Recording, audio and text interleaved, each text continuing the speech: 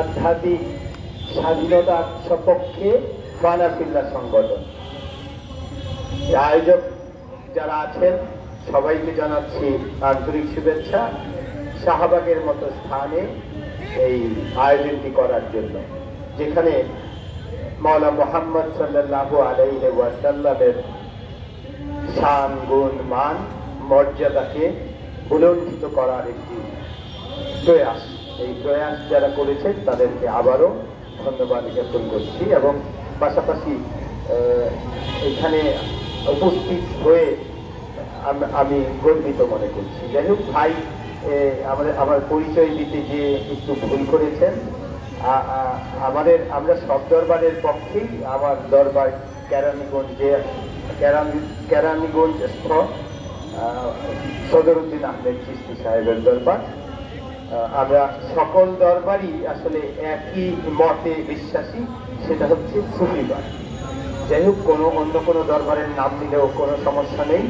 মূল কথা নিষেধাজ্ঞা দিয়েছে এবং বারণ করেছে।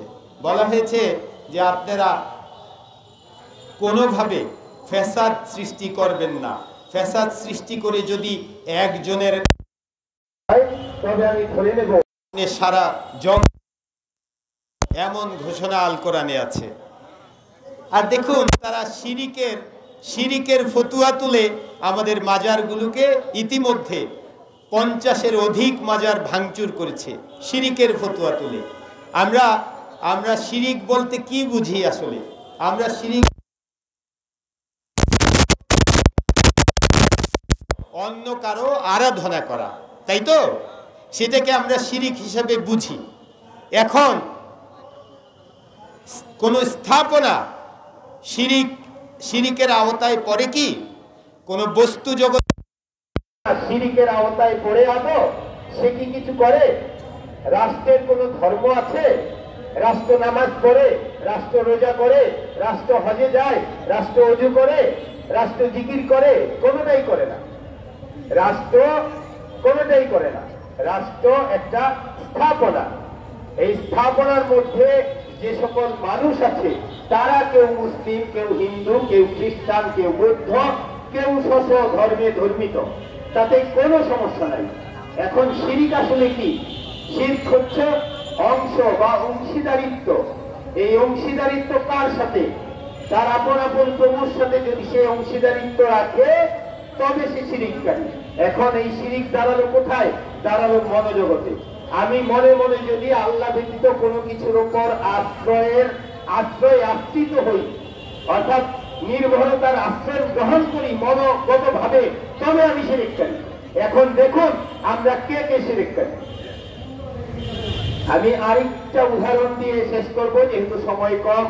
সেটা হচ্ছে, আমাদের দেশের মাজারগুলো নির্মিত হয়েছে 1200, 1250, 1300 বছর পূর্ব হইতে, এবং সেই সুফি সাধকগণ বা ওলি আল্লাহগণ আমাদের দেশে মসজিদ নির্মাণ করেছেন তারা এসে।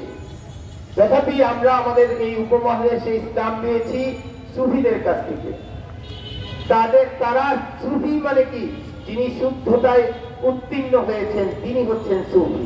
সাফা শব্দ থেকে সুফি শব্দের উৎপত্তি। সাফা হচ্ছে শুদ্ধতা, আর যিনি শুদ্ধতায় নিজেকে পরিপূর্ণতা দান করেছেন বা প্রাপ্ত হয়েছেন তিনি হচ্ছেন সুফি। এই সুফিজম এই সুফিজম বা সুফিবাদ কাউকে ঘৃণা করতে শিখায় না। তো আমার প্রশ্ন হচ্ছে যে, সুফিদের বিষয়ে আল কোরআনে বক্তব্য দেওয়া হয়েছে। আল্লাহ বলেছেন যে সুফিরা, ওলি আল্লাহরা হচ্ছে ওনার বন্ধু। বন্ধু মানে হচ্ছে ওনার সাথে একাত্মতা প্রকাশ করেছেন ওনার আদর্শগত ভাবে, এবং ওনার সবকিছু মনোবৃত্তি বিলীন করে দিয়ে উনি আল্লাহর হয়ে গেছেন। তাকে বলা হয় ওলি আল্লাহ। সেই ওলি আল্লাহরা আমাদের দেশে এসে জনকল্যাণে কাজ করেছে নিজের জীবন বিসর্জন দিয়ে।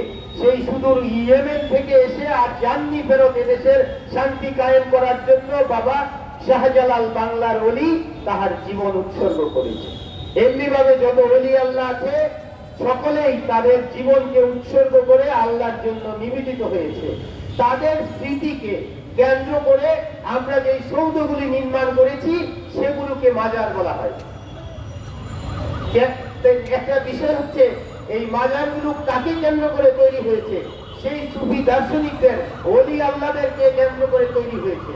তার মানে তারা মানুষের জন্য নিবেদিত যেজন, সেজন হচ্ছে ওলি। সেই ওলিদেরকে কেন্দ্র করে মাজারগুলো নির্মিত হয়েছে। এই জন্য সেই মাজারগুলো পবিত্র, কারণ তাহারা পবিত্রতার প্রতীক হিসাবে আমাদের দেশে তাদের জীবন আদর্শ অকাতরে বিলীন করে দিয়ে আমাদের দেশে ইসলাম প্রতিষ্ঠা করেছে। অপরদিকে আমরা যদি দেখি যে বর্তমান সময়ে অথবা অল্প কিছু পূর্ববর্তী সময়ে আমাদের মসজিদগুলো কারা কারা নির্মাণ করেছে, কে নির্মাণ করেছে মসজিদগুলি? আমাদের দেশের মসজিদগুলো কিভাবে নির্মাণ হচ্ছে? আমাদের সাধারণ মানুষের অর্থদানে, জমিদানে এবং আমাদের রাষ্ট্রীয়ভাবে কিছু কিছু মসজিদ হয়েছে রাষ্ট্রীয় ব্যবস্থাপনায়। এখন আমাদের এই সাধারণ মানুষের অর্থ দিয়ে ইট পাথর দ্বারা তৈরিকৃত স্থাপনা যদি আল্লাহর ঘর হয় বা আমরা মনে করি, হ্যাঁ, তো সেই ক্ষেত্রে ওলি আল্লাহদের মাজারের গুরুত্ব এবং মর্যাদা কতখানি হতে পারে। যাই হোক, সময় সংক্ষিপ্ত। শিরিক আসলে মানুষের মস্তিষ্কে থাকে। শিরিক কখনোই কোন স্থাপনার সাথে জড়িত থাকে না এবং থাকতে পারে না। এই সকল কিছুর মূলে হচ্ছে মানুষের মস্তিষ্ক তথা মনোবৃত্তি। এই মনোবৃত্তি থেকে আগে নিজে সংশোধন হন, আর শিরকের ফতোয়া দিয়ে একটা মাজারও যেন ভাঙচুর করা না হয়। শান্তিপ্রিয় সুফিদেরকে আর শান্তি ভঙ্গ করবেন না। যদি শান্তি ভঙ্গ করেন, ফকির বিপ্লব হতে খুব বেশি সময় লাগবে না, কারণ সুফিরা এমনিতেই মরা। তো তাদের মরা আর বাঁচার কোনো শর্ত নাই। তারা মরলেও যা, বাঁচতেও তা, কারণ সুফিদের কোনো আকাঙ্ক্ষা, কোনো নানাবিধ জাগতিক চাহিদা, তা থেকে সুফিরা মুক্ত থাকার চেষ্টাই করেন। এটাই হচ্ছে সুফি সাধনা। সুতরাং তাদেরকে উস্কানি দিয়ে আর সেই 17 শতকের এই ফকির আন্দোলনের পুনরাবৃত্তি যাতে আমাদের এই দেশে না হয়, আমরা আমাদের শান্তি বিজয়ী নোবেল পেয়েছেন যে শান্তিতে, আমাদের মান্যবর প্রধান উপদেষ্টার কাছে সবিনয়ে আবেদন জানাচ্ছি আজকের এই ব্যানারের মাধ্যমে আমরা যেন শান্তি চাই, শান্তিতে থাকতে পারি। সকলের শান্তির কামনা করছি। সবাই ভালো থাকবেন, আনন্দে থাকবেন। আবারও ঈদ মিলাদুন্নবী শুভেচ্ছা দিলাম আপনাদের সবাইকে। ঈদ মুবারক, ঈদ মিলাদুন্নবী সাল্লাল্লাহু আলাইহি ওয়াসাল্লাম। আসসালামু আলাইকুম।